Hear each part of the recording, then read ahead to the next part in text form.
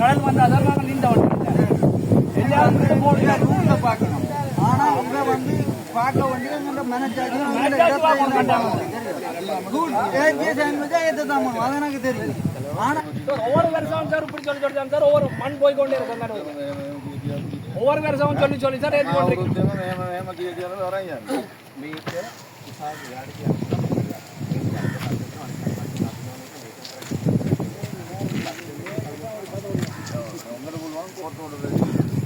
அதான் sir இந்தானே sir நடுவில் மாடே அது கூட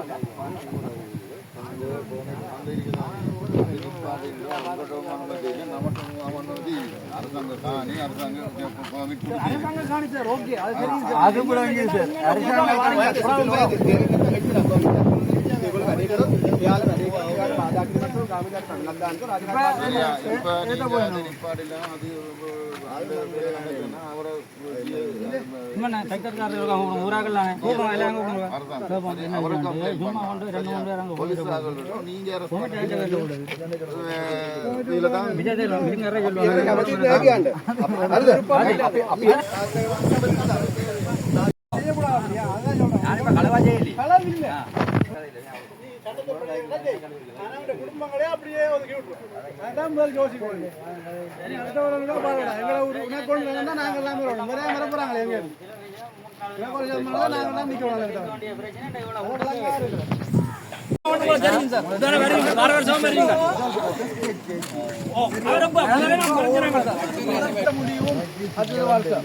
உங்களுக்கு தமிழ் தெரியும்.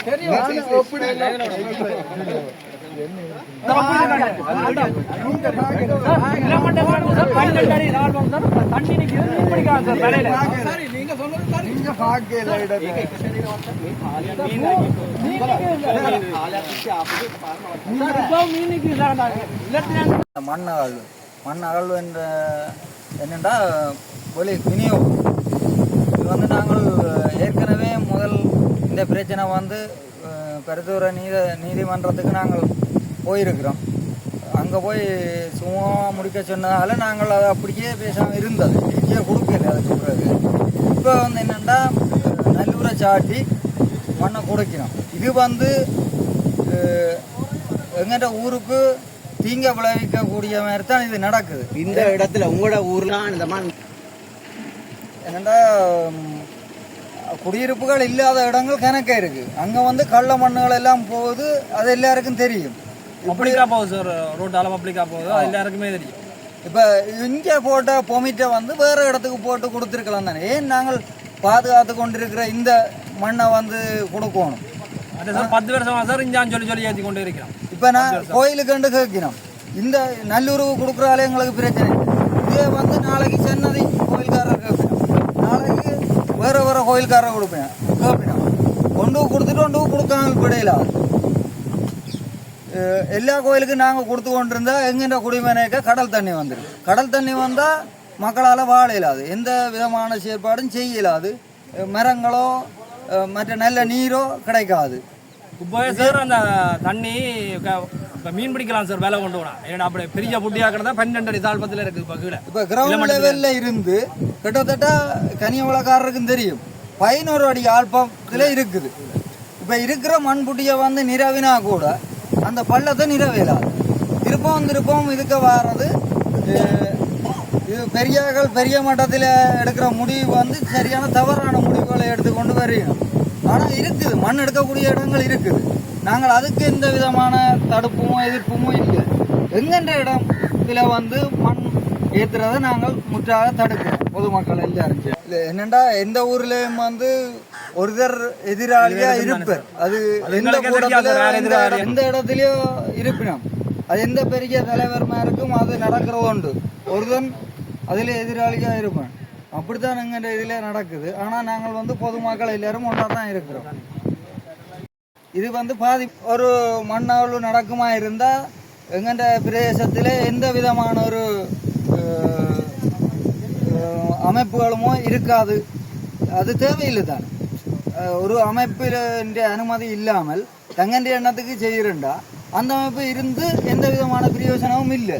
சும்மா இருக்குன்ற காவண்டி எந்த அமைப்பும் இருக்கக்கூடாது. இந்த பெரியார்கள் வந்து இந்த இடத்தை வந்து பார்த்தினமோ தெரியா, கடைசி வந்து பார்த்துருக்க மாட்டேன். எங்களுக்கு தெரியும். நான் வந்து அம்பன் மேற்கு ஆர்டிஎஸ் தலைவர். எங்களோட இது சம்பந்தமாக எந்த விதமான ஒரு கலந்துரையாடலோ எந்த விதமான ஒரு கருத்துகளும் தெரிவிக்கல.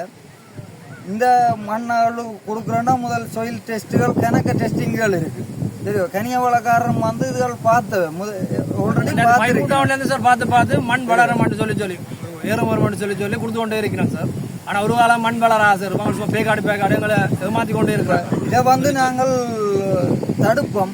அப்படி எங்களை கைது செய்தால் நாங்கள் வந்து அதுக்கு எங்கள்கிட்ட பொதுமக்கள்கிட்ட உதவி கட்டாயம் தேவை. ஏனென்றா நான் எந்த இடத்துலையும் வந்து யாரும் தனிச்சு நின்று வெளியிடலாம்.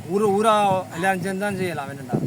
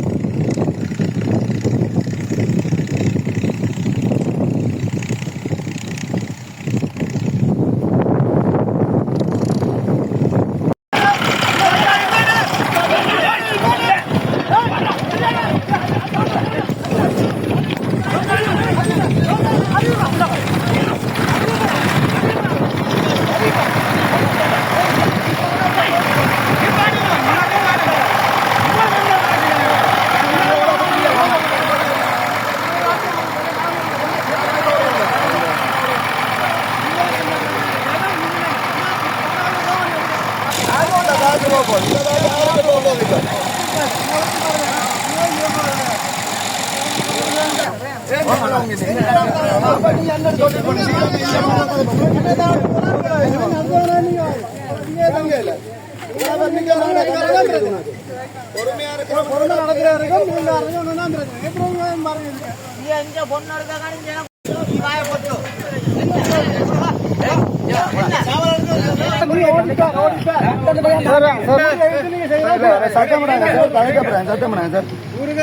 பேரும் சரி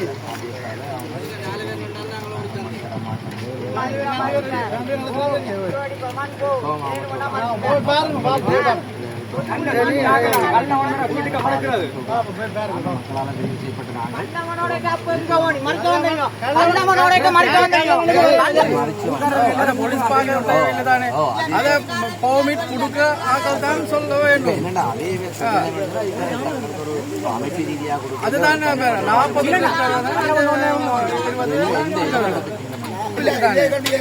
கோயிலுக்கு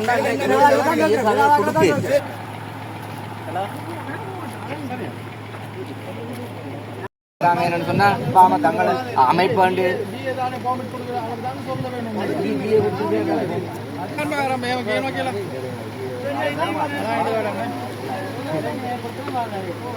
அமைப்பை மீறி வந்து எடுத்துட்டு போறான்னு சொன்னா அத்து முடி அடிக்கிற மட்டும் தான் நான் சொல்லுவேன். பிரச்சனைகள் தான் எனக்கு கொடுக்குது. அந்த பதில் ஒன்றும் கொடுக்குறது சாதாரணமான பதில் கொடுக்க வேணும். ஆனால் போட்டு மண் போட வேணும். ஏன் போடுறது அப்படிதான் இருக்க வேணும். මොකද අනිත් එක මේකක් කියන්න. මේකල 40ක් අදින්න ඇදුවේ. මම කතා කරලා ඒජියට කියලා 20කට බය කරා.